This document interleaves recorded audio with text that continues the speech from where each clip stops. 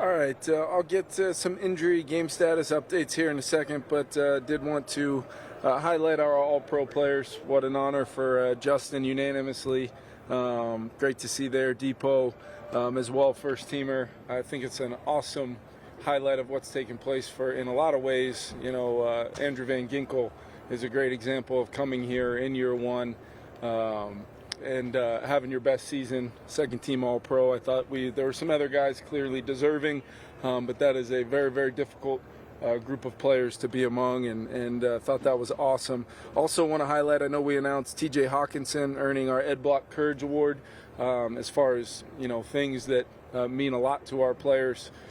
T.J. and his journey from the very end of last season all the way through, making his impact here as we get an opportunity to play into January, can't be understated, or can't be overstated, I should say. The journey he's been on and just the inspiration to all of us that he's been. So proud of T.J. Hawkinson, as well as being very proud of being associated with Mark and Ziggy making the donation they did. Everybody knows the effect, the impact that Southern California, and where I hold it near and dear to my heart, to know that our organization was so generous, donating to something so important and so impactful. Made me very proud to be associated with this team, as well as the Arizona Cardinals for what they've done, opening up their home not only for the Rams but allowing us to have a pretty seamless transition to play playoff game, you know, in Arizona. It's been a lot of work, a lot of great work by a lot of people from the league, to the Rams, to the Cardinals, and obviously a lot of our folks here in-house. Game status updates: Pat Jones will be out for the football game, and then Cam Akers dealing with a little illness. Expect him to be good to go, but we will list him as questionable after not participating today. And then Taki Taimani will be questionable as well. He is in his 21-day window currently, and we'll make a decision on Taki here at some point. But doing well, no setbacks as he's made his way right back into football. Kevin, where's Pat Jones at just in his recovery? Yeah, he's close. But I think we want him to feel as close to 100%, and knowing that the type of game this is, you know, he tried to work his way back, but absolutely something where I anticipate next week maybe looking a little bit different for Pat. But we wanted to be smart and feel good about our depth at the position, and so that's where we're going to go. Kevin, what have you observed in the last 2 years of Harrison Smith working with Brian Flores and just the relationship they built? Harrison said it was one of the reasons he came back was to work with Flo again. So I guess what have you seen from the way those two have worked together building the defense? Yeah, I think Harrison, you know, has experienced so much in this league, has learned a ton, knows so much football, that when you get him around a coach like Flo and the way they've built their relationship, but most importantly, the way Flo tries to empower the whole group of 11 guys out there, when you have basically a hub of communication from the safety position, a decision maker, as far as, you know, what once the ball snapped, what are we actually going to be playing.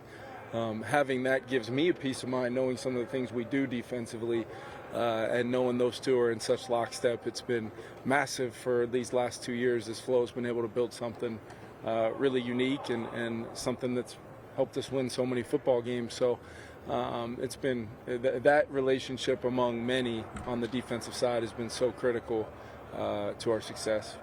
From a standpoint of managing crowd noise, how do you go into a game like this expecting it to go? Do you just assume it's a typical Rams home environment, or how do you play that? Yeah, we're going in like we're the road team in a playoff game. You can always adjust the other way if that's the case, but I know their fans are very passionate about their team, and like we've said all along, we were getting on a plane to go play a road playoff game, and our fans travel well. We know that. We've seen that all season long, and we've got to go into it knowing that the environment and the circumstances, especially coming off of last Sunday where we got to feel it at a pretty significant level and work through it, hopefully we can extract that experience and apply it to being a road playoff team.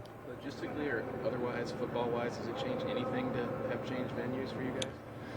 Surface, maybe. I mean, playing on grass versus playing on turf. But outside of that, our folks here did such a great job, transitioning a lot of families that were going to be traveling to Los Angeles for the game, make sure everybody's set up. And that's where I want to compliment Paul Martin, Chad Lundeen, their staff for making it easy on me to focus on football, knowing that they've made it seamless for us.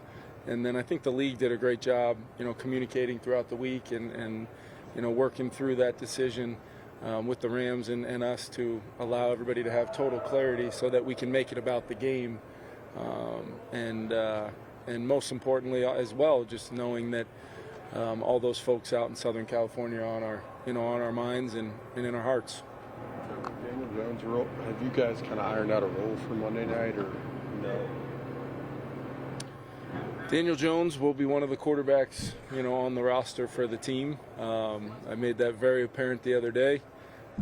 Look, I think it's very important people understand, too, Nick Mullins has been our number 2 quarterback all season long for a reason. My trust in Nick.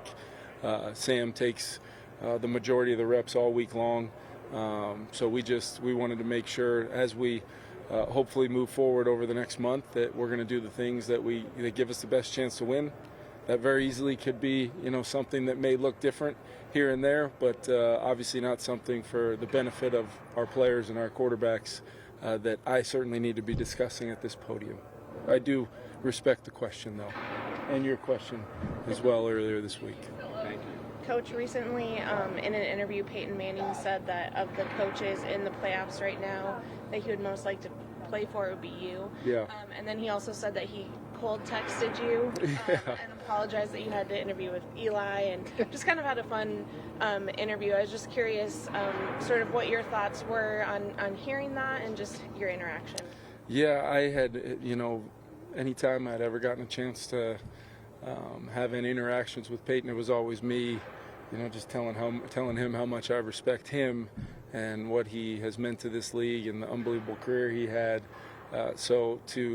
I think I got back from a staff meeting, and to have that text message was one of one. So it was very, very, for him to take the time to do that. I did have a chance to watch the segment with Peyton Manning and Bill Belichick talking about football. It's that's some pretty significant stuff for somebody like me. But yeah, it's what his words mean a ton. It's Peyton Manning, so that meant a lot to me that he would say that, and also the reasons why, when him and I were able to connect a little bit more, the reasons why. It's somebody that's incredibly observant of the some of the details that matter to me and how we've built this place, and so that meant a lot. So there's no other way to say it. It meant a lot, and I'm very appreciative, and I'm saying all that before I've had the chance to talk to Eli, which will be a little bit later today. So maybe my answer would change. No, I'm just kidding. He put me up to say that. Kevin, how has Sam handled the week coming off the Lions game? Just going through the practice week? He's had a great week. He's had a really good week. Conviction and learning the game plan and applying it, how we've practiced. Our whole team has had a really good week of preparation. When you have a performance where we put a lot into last Sunday night, you're, as the head coach, you're challenging your team to acknowledge it, understand it, but then we're moving forward knowing all the things that we've been able to accomplish this year. We're going to need bits and pieces of every single one of them to have a chance to win a game against a really good team on the road. So our team's focused. Sam has been really, really good this week, and I expect him to play well. Sam was talking about when he was in high school playing linebacker and getting pick sixes and things like that. And multiple pick sixes. That's what we were told. That's what I was told as well. Haven't cross-checked that yet. But just when it comes to his background, playing multiple sports, playing multiple positions, do you see that show up in any way kind of in his game? I just think just the baseline athleticism that we've seen, whether it was the Atlanta play where he beats a free runner in the protection and finds Justin for that huge play. There's been countless first downs he's been able to steal with his legs. Seattle getting that first down and then able to make the throw to Justin late in the game, on the move, climbing the pocket, taking a hit. He's a big, strong, athletic guy that throws it really, really well. And we've seen that, for the better part of our entire season. It's had a huge impact. on our offense this year, 2024 version of our offense. It's been, a little different. We've tried to apply some things that have helped us have success. Sam's been a big driving force behind it. I will say, the San Clemente High School basketball footage that I've seen, pair that with La Costa Canyon High School 2003, and now we're talking. So, force to be reckoned with. Going back to Harrison Smith, 200th game, including postseason. It's unbelievable, yeah. Yeah. What's the significance of 200?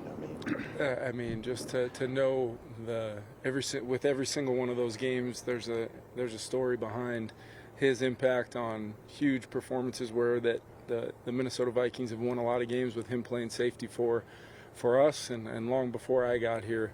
But at the same time, there's also a story of a Wednesday practice, a Thursday practice, Friday, Saturday, the preparation he puts in, the commitment from him and his family, the countless hundreds of teammates he's had that he had an impact on. So with a number like that, the way I look at it is it's significant for Harrison, but it's significant for so many little things along the way that are hard to even put into words. So I think that's a really special number for a lot of reasons.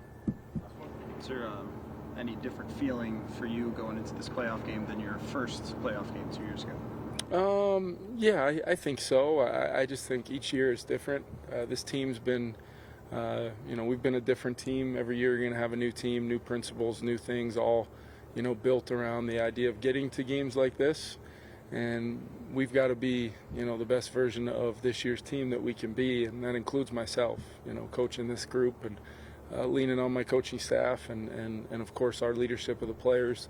We've got some guys that have been in a lot of playoff games before throughout our roster. We've got guys that will be playing in their first ones, but in my opinion it's a game we've got to play well for the things that matter from a standpoint of what got us to this point. And it started July 23rd with a vision of getting an opportunity to play a game like this. And that's what we're going to get a chance to go do.